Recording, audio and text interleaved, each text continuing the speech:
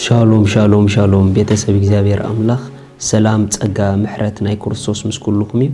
አና ሓኹም ሰላሐዲኔ ካብ ሲአርጂ ኢንተርናሽናል ቸርች ሎም ድማ ነዚ መዓልቲ ዝኾን ቃል ሓቢርና ክንካፈል ኢና አቀዲመ ክብለኩም ድደልግን ኣብትናትና ቻነል አቲኹም ሰብስክራይብ ላይክ ግቦሩ ኢኹም ታደወል ምልክት ጽኸጥዎ አይኹም ምኽንያቱ ሁሉ ጊዜ መታን ክመጾኩም ምስክርነትኩም ድማ አይትሕግዎ ኢኹም ንዓናውን ንሓይል ክኾነና መታን ምስክርነትኩም ተገዲስኩም ተደሊኹም ኣብ ኮመንት ጽሓፉልና እንተደሊኹም ድማ ኣብ መጨረሻ ናይ ሲአርጂ ፌስቡክን ቴሌፎንን ከነቕምጠልኩም ኢና ኣምላኽ ዝገብረልኩም ዘሎ ሰናይ ነገር ኣካፍሉናን ንገሩናን ኢኹም ሎሚ እንካፈሎ ቃል ከምዚ ዝብል እዩ ንጻውዒትና ክሳብ ክንደይ ኢና ንገድፍ ንጻውዒትና ክሳብ ክንደይ ኢና ንገድፍ እንታይ ማለት እዩ ምስለ ጻውዒትኩም ክትብሉ ነቲ ናይ እግዚአብሔር ጻውዒት ኣብ ህይወትኩም ዘሎ ክሳዕ ክንደይ ነገራት ኢኹም ኣብ ህይወትኩም ጻውዒትኩም ግደፍዎ ዝብለኩም ክትገድፍዎ ድልዋት ዘለኹም ምኽንያቱ ጻውዒት ብዙሕ ነገር ኣብ ህይወት የግድፈካ እዩ ጻውዒት ብዙሕ ነገር ኣብ ህይወት የደርቤካ እዩ ጻውዒት ኣምላኽ ኣብ ህይወቶም ዘለዎም ብዙሕ ነገር ምስ ገደፊኦም ጻውዒቶም ተራኺቦም ብዙሕ ነገር ምስ ገደፊኦም ጻውዒቶም ኣብ ህይወቶም ብሓይሊ ክሰርሕ ጀሚሩ እንተደኣ ጻውዒትካን ነገራትካ ተሰኪምካ ክትከይድ ትደሊ እንተደኣ ኮንካ ክትዕወት ኣይትኽእልን ኢኻ ጻውዒትካ ኣብ ህይወትካ ብሓይሊ ዕላምኡ ክገብር እንተደኣ ትደሊ ተደኣ ኮንኪ ጻውዒትኪ ግደፍዮ ዝብለኪ ንኽትገድፊ ድልው ትኹኒ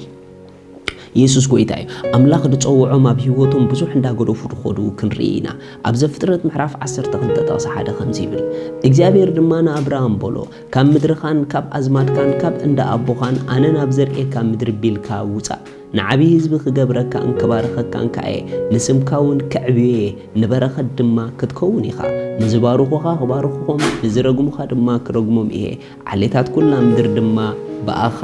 ክባርኹ እዮም አብርሃም ከዓ ከምቲ እግዚአብሔር ዝበሎ ከደ ሎጥ ድማ ምስኡ ከደ አብርሃም ካብ ካራን ክወፁ ከሎኻ ወዲ 75 ዓመት ነበረ ንአብርሃም ሓደ መዓልቲ ብደይ ተጸበየ ብድንገት ጻውዒት ኣምላኽ ኣብ ህይወቱ መጺዎ ናይ እግዚአብሔር ጻውዒት ምስ መጾ ግን እቲ ጻውዒት እቲ ኖርማል ኣይኮነን መጺዎ ክገድፍ ከም ዘለዎ ከዓ ሓቢርዎ እቲ ጻውዒት ንምድርኻ ግደፎ ኢልዎ ንቤተሰብካ ግደፍ ኢልዎ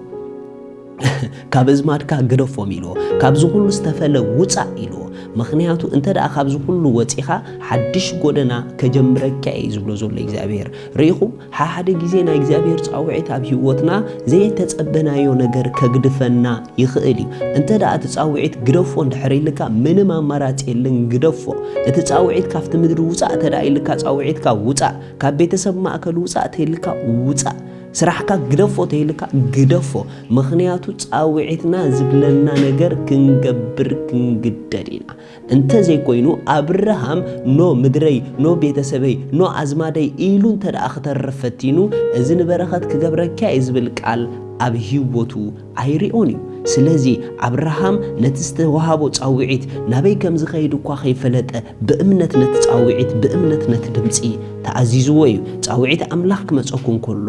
ነቲ ጻውዒት ግን ምእዛዝ ናተይን ናትኩምን ግደ እዩ ክሳዕ ክንደይ ንጻውዒት ኣምላኽ ኣብ ህይወትኪ ኣብ ህይወትካ ክትገድፍ ድልው ኢኻ መጽሓፍ ቅዱስ ኣብ ነገስታት ቀዳማይ ነገስ ከምዚ ዝብል ቃል ኣሎ ኣብ ቀዳማይ ነገስ ምዕራፍ 19 ካብ ጥቕሲ 19 ካብኡ ኸይዱ ከዓ ኤልሳዕ ወዲ ሻፋጥ ንሱ ቀቅድሚኡ 12 ጽምዲ ገይሩ ክሓርስ ከሎ ረኸቦ ንሱ ከዓ ምስቲ መበል 12 ጽምዲ እዩ ዝነበረ ኤልሳዕ ድማ ናብኡ ሓሊፉ ባርኖስ ኣውደቐሉ ንሱ ከዓ ነቶም ኣብዑር ሓዲጉ ደድሕሪ ኤልያስ ጎየ በጃኻ ኣቦይን ነደይን ሲዒመስ ድሕሪኡ ክስዕበካ ፈቐደለይ በለ ንሱ ድማ እንታይ ሞ ጌረካየ ኪተመለስ በሎ ደድሕሪኡ ካብ ምስዓብ ተመሊሱ ከዓ ጽምዲ ብዕራይ ወሲዱ ሓረዶም ነቲ ስግኦም ድማ በቲ ናውቲ እቶም ኣብዑር ኣብሲሉ ነቶም ህዝቢ ሃቦም በልዑውን ተንሲኡ ደድሕሪ ኤልሳዕ ከይዱ ከዓ የገልግሎ ነበረ ርአዩ ሕዋት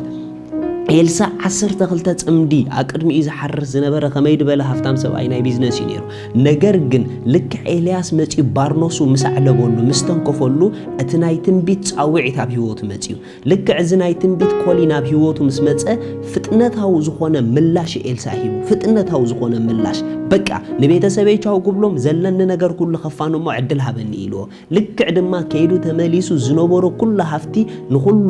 ሓራሪዱ ንዝብላ ኣብሊዑ ንቤተሰቡ ቻው ኢሎም ደድሕሪ ተጻውዒት ይኸይዱ ካብዚ ጻውዒት እዚ ወጪኡ ኣሕጻቢ ኢድ ናይ ኤልያስ ዝነበረ ምእንቲ ጻውዒቱ ክብል ዝኽተሎ ዝነበረ ጎደና ረአይዎ ኣሕዋት ኣስተውዕሉ ጻውዒት ኣምላኽ ኣብ ህይወትና ብትኽክል ክንዕወተሉ ንደሊ እንተዳ ኮይና ሱኢልካ ድኾውን ነገር የለን ክንገድፎ ደለና ክንገድፍ ኣለና ክንፍለየሉ ዘለና ነገር ክንፍለየሉ ኣለና ክንርሕቀሉ ዘለና ነገር ክንርሕቀሉ ኣለና ብምልኦም ናይ እግዚኣብሔር ሰባት ክጅምሩ ከለዉ ጻውዒቶም ብዙሕ ነገር ኣግዲፉ ከም በሓድሽ ኣጀሚርዎም ሓወይ ሓፍተይ ጻውዒት ክግደፍዮ ዝበለኪ ግደፍሉ ንኽብረትኪዩ ንጽቡቅኪዩ ንሰናይኪዩ ኣይክትከስርን ይኺ አብርሃም ኩሉ ገዲፉ መውጽኡ ንበረኸት ኣኾይኑ እምበር ኣይከሰረን ኣነ ንስኹምን ነቲ ናይ እግዚኣብሔር ጻውዒት ኣብ ህይወትና ዝሓተና ኩሉ እሺ እንተዳኢልናዮ ከኽብረና እዩ ኢየሱስ ንዘለዓለም ጎይታ እዩ መጽሓፍ ቅዱስ ረእይዎ ኣብ ማቴዎስ ኣብ ወንጌል ማቴዎስ ምዕራፍ 4 ወንጌል ማቴዎስ ምዕራፍ 4 ጥቕሲ 17 ኢየሱስ ካብኡ ንደጆው መንግስተ ሰማያት ቀሪባ ኣላ እሞ ተነስሑና በለ ክሰብኽ ጀመረ ኣብ ጥቓ ባሕሪ ገሊላ ክመላለስ ከሎ ክልተ ኣሕዋት ጴጥሮስ ተባሂሉ ዘሎ ስምዖንን እንድርያስ ሓውን ገፈፍቲ ዓሳ ነበሩ እሞ መርበቦም ናብ ባሕሪ ክድርብዩ ረአየ ኢየሱስ እውን ኣነ ድማ ገፈፍቲ ሰብ ክገብረኩም እየ ንዑ ሰዓቡኒ በሎም ብኡ መርበቦም ሓዲጎም ሰዓብዎ ካብኡ ሓሊፉ ክልተ ካልኦት ኣሕዋት ያዕቆብ ወዲ ዘብዴዎስ ዮሐንስ ሓውን ምስ ዘብዴዎስ ኣቦኦም መርበቦም ኣብ ጃልባ ከዕርዩ ረአዮም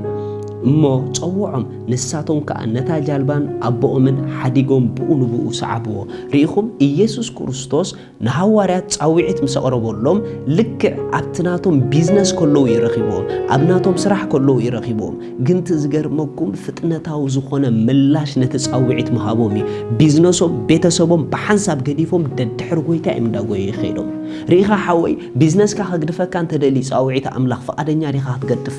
ካብ ቤተሰብካ ከውፀካ እንተደሊ ጻውዒት ኣምላኽ ፈቃደኛ ዲኻ ክትወፅእ ካብ ምድርኻ ከኣሌካ እንተደሊ ጻውዒት ኣምላኽ ፈቃደኛ ዲኻ ክትወፅእ ጻውዒት ኣምላኽ ኣብ ህይወትካ ግደፎ ዝበለካ ክትገድፎ ግደፍዮ ዝበለኪ ክትገድፍሉ ፈቃደኛ ክሳብ ዘይኮንኪ ምስቲ ጻውዒት ብትኽክል ኣይትጋጠምን ኢኺ ሐዋርያት ዝነበሮም ቢዝነስ ካምፓኒ ብምሉእ እዮም ገዲፎም ኸይዶም መርበቦም ደርብዮም እዮም ስዒቦም ሓወይ ሓፍተይ ጻውዒት ኣምላኽ ኣብ ህይወትና ዘደርቤና ነገር ብርግጽ ኣሎ ካብታ ሓደ ጻውዒት ኣምላኽ ኣብ ህይወትና እንታይ ይገብር እንድሕሪልኩምኒ ተመቺእና ዝነበረ ስፍራ ካብኡ ከም ንወፅእ ዝገብረና ንስጋና መቺእዎ ዝነበረ ቦታ ንዕኡ ከም ንገድፎ እዩ ዝገብረና ነቲ ኮምፈርት ዝበሃል ዞን ካብኡ ከም ትእለ እዩ ዝገብረካ ነዚ ነገር ፈቃደኛ እንትኾንካ ግን ናብ ድበለጸ ኮምፈርት ዞን ኢኻ ክትኣቱ እንተ ደኣ ነዚ ንግዚኡ ክትገድፈ እንደይደለኻ ኮምፈርት ዞን ዝምችኣ ዝመስላ ስፍራ ክትገድፈ እንተደይደሊኻ ግን ድበለጸ ነገር ከም ልጠካይ መጽሐፍ ቅዱስ ፊልጵ ከምዚ ይብል መልእኽቲ ፊልጵ ምዕራፍ 3 ካብ ጥቕሲ 3 ንሕና ንኣምላኽ ብመንፈስ እነገልግሎ ኢየሱስ ክርስቶስ ተመኪሕናውን ብስጋ ዘይንእመን ግዝረት ንሕና ኢና ብስጋ እኳ ዝኣምነሉ ዘሎ ንኽንሰይ ንሓደ ካልእ ብስጋ ዝእመነሉ ዘለዎ እንተመሰሎ ኣነ ግዳ ዝበለጸሎኒ ኣነ ብሻምነይቲ መዓልቲ እተገዘርኩ ካብ ዓሌት እስራኤል ካብ ነገድ ቤንያም ዕብራዊ ካብ ዕብራዊ ብሕጊ ፈሪሳዊ ብቕንዓት ሰጓግ ማሕበር ብጽድቂ ሕጊ እውን መንቅብ ዘይብለይ እየ እዚ ንዓይ ረብሓ ዝነበረ ግና ስለ ክርስቶስ ኢለ ከም ወፅዓ ቆጸርክዎ ኣየንሞ ብእምነት ክርስቶስ እቲ ብእምነት ካብ ኣምላኽ ዝርከብ ጽድቂ እምበር እቲ ብሕጊ ዝመጽእ ጽድቂ ሒዘ ኣይኮንኩን ንክርስቶስ ምእንቲ ክረብሕ ብኡውን ክርከብ ብሓቂ ስለ እቲ ብሉጽ ፍልጠት ክርስቶስ ኢየሱስ ጎይታይ ኢለ ስሊኡ እዚ ኩሉ እተወጻዕኩ ኩሉ ከም ወጽዓ እቆጽሮ ከም ጓሓፍ እቆጽሮ ኣለኹ ኢሉ بزخون خوينو نابتنساي موتات انت عركبكو إلى بموتنا مسلكو نعون حيلة تنسايون حبرة مكرون ما انت خفلت كل خموصعة وقصرو الله بالتعميز قرم هواريا بأولوس تمالز مكحلو نعون نسوقو زتأكم بزح نقر نيريو بتمرت درجة نيرويو بعلي درجة زمكحلو عليتيو بزرق درجة زمكحلو زريو بهاجر درجة زمكحلو هاجر نيرويو نكرجن تعويد أملاق بيوتو مسمتة سلتي بلوز ناي كريستوس فلتت كبلجن نتي نسقو أقوى زتأكم زنبرة نجر نسقو أقوى كونفرت دفترة نجر نعو ما أنت تعويد أملاق كله كم قحف قصيرو نخلو تنتينو تمكحتو خمس غيري غيرو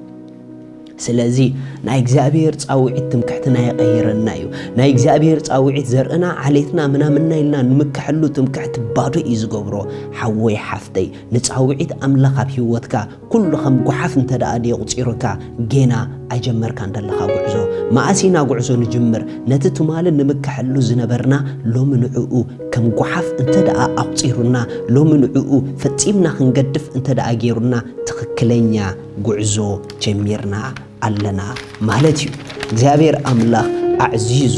ይባርኽኩም ስለዚህ ከምዚልና ኩልና ናአውጅ ጎይታ በኢየሱስ ስም ዝሃብካ ንጻውዒት ብሕጉስ ልቢ ይቕበለለኹ ንብዙሓት ንበረኸት ስለዚ ጸዋዕካኒ